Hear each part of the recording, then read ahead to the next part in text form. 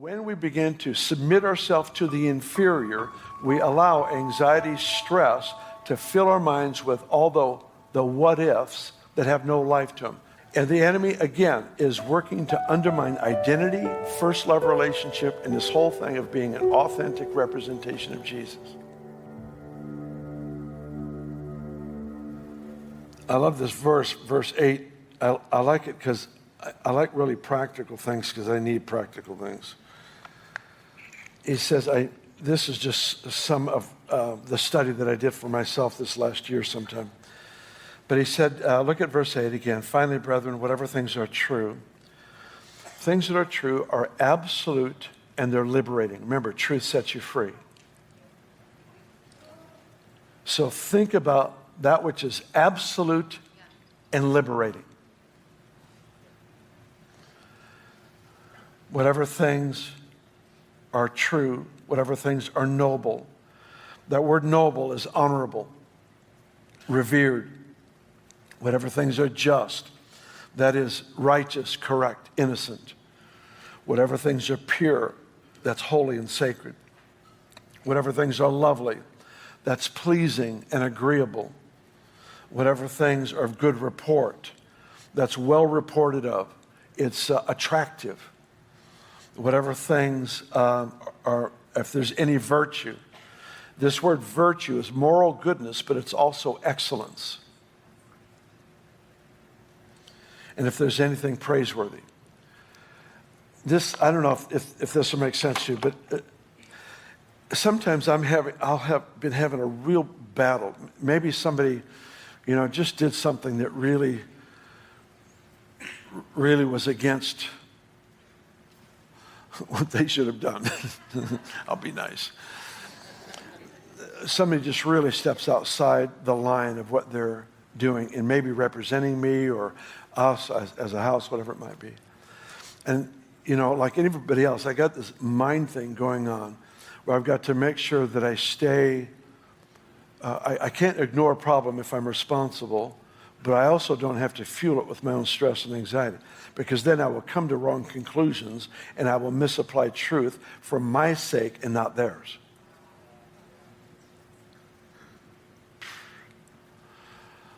That was more true than you realize. And the scripture says I'm supposed to fill my mind with certain things. And if I'm struggling with that, here's what I do. I will think about my wife because she is everything in verse 8. She is. She is so true, so absolute, so life-giving. She is so lovely and praiseworthy and virtuous. She is so excellent. All those things. I honestly will just stop. If I'm having a difficult day, I go, okay, I've got to recalibrate. What is it that I love about my wife? And I start to think specifically about those things.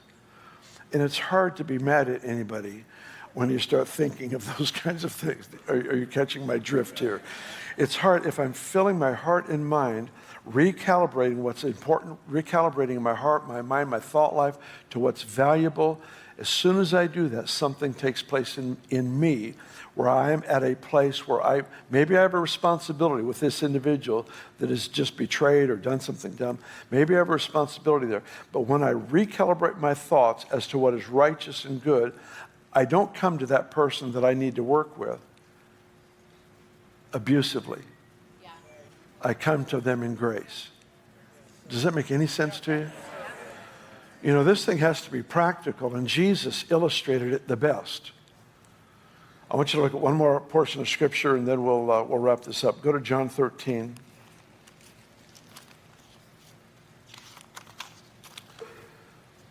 John 13. This is something we studied here, I think, a couple years ago now, but it's a very, very meaningful passage to me.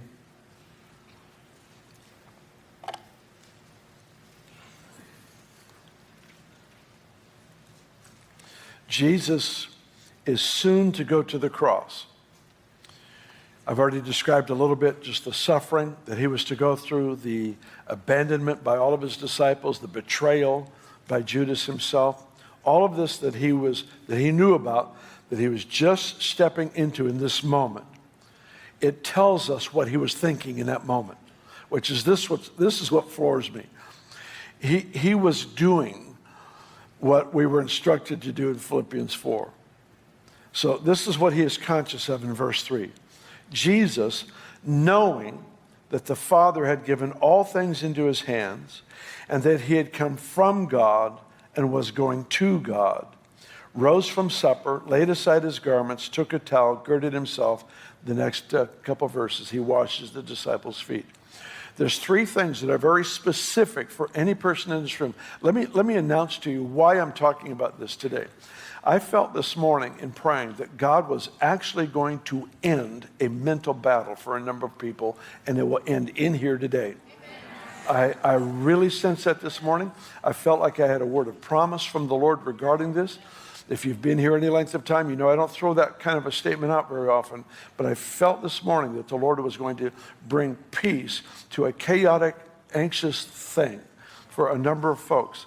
And I've not seen a season like this. In fact, there's been a number of suicides across our nation of high-profile people, even in ministry. And it's just one of the most horrible things. Bitterness is immature murder. Self-condemnation and self-hatred is immature suicide. In other words, it's just undeveloped. And it's the reason we have to stay so far away from those kinds of patterns of thought. It's not that I'm going to go kill myself. It's just that it is already killing me. Life and death is in the power of the tongue. Even people who don't murder still speak unkindly and release death into a given situation. So in this passage, it tells us this Jesus knowing. So that tells me what Jesus was conscious of as he was about to head into this betrayal, cross situation. What does it say? It says, Jesus knowing all things had been given to him by the Father. There's an interesting twist. You're about to lose your life, and what you're thinking about is that everything is yours.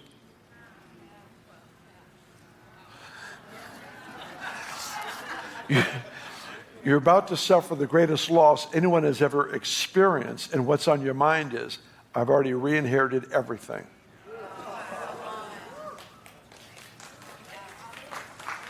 This is practical. He says, Jesus knowing all things had been given to him by the Father. Just a little insert here. Jesus as God already owned everything. But he laid that down, if you will, to become a man, and he now re-inherits everything as a man. It's mentioned in John 16. So here it's identified. He says, Jesus knowing all things had been given to him by the Father, number one. And number two, he came from the Father and he was about to go home. In other words, he's going to step into eternal purpose and eternal destiny. So what was he thinking about when he was about to be betrayed? That. Unlimited resource and a destiny that can't be challenged or changed. That's about as practical as it gets. Facing betrayal, crucifixion, all this stuff, he's thinking about, I've just inherited everything.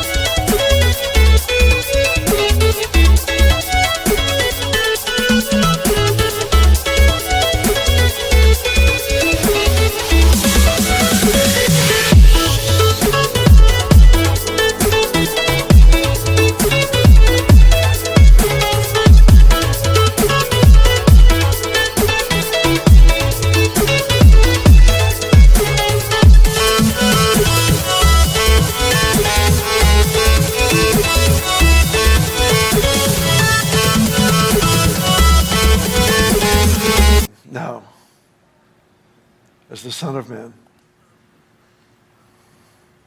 and I'm about to ascend to the Father into eternal destiny, eternal purpose. And the third thing he did was he washed his disciples' feet. What's the point?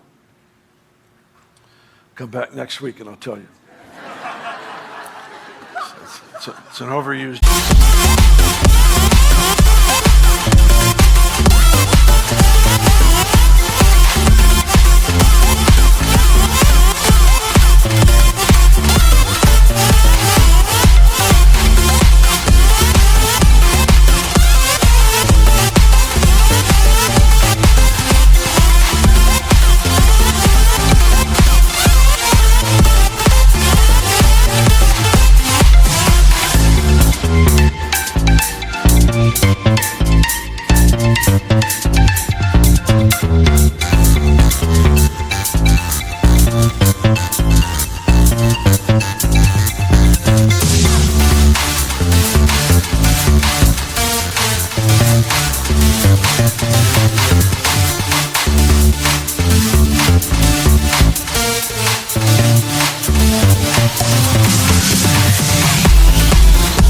Joke, sorry.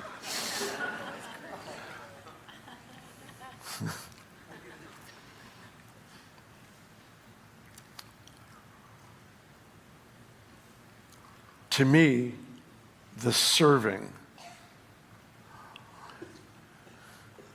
is what, this will be a weird illustration.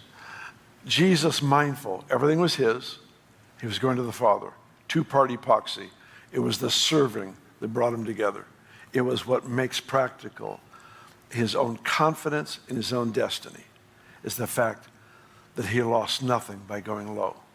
Many people can't go low because their identity is wrapped up in a title or a position. When Jesus illustrates going low is actually revealed his security.